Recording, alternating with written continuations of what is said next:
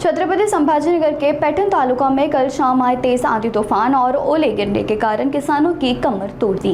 आपे गांव, कट्ठे थाना, आड़ुल, राजगांव और बालानगर इलाके में तेज हवाओं के साथ भारी बारिश और ओले की मार से गेहूं, चना, प्याज, सब्जियां और फसलों की बागवानी पूरी तरह बर्बाद हो गई है। किसानों का कहना है कि कुछ ही मिनटों में उनकी महीनों की मेहनत खत्म हो गई। सरकार तुरंत पंचनामा कर आर्थिक सहायता प्रदान करे, अन्यथा जीवन यापन करना मुश्किल हो जाएगा, ऐसे मांग रखी गई।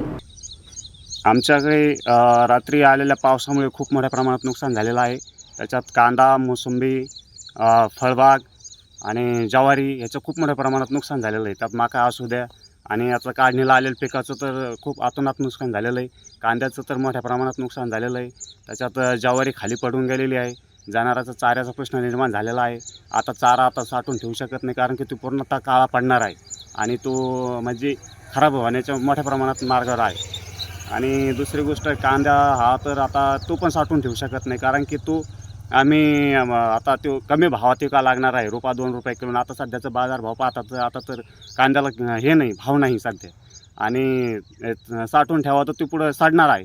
हे असं आमचं शेतकऱ्याचं मोठ्या प्रमाणात नुकसान झालेलं आहे। शासनाकडे आमची एक मागणी आहे की शासनाने तात्काळ पंचनामे करून जे काही शेतकऱ्याचं नुकसान झालेलं आहे त्यांनी भरपाई द्यावी, अशी शासनाला आम्ही हात जोडून विनंती करतो। नाव काय तुमचं? माझं नाव भाऊसाहेब मनसरे, रांजणगाव, तालुका पैठण, जिल्हा छत्रपती।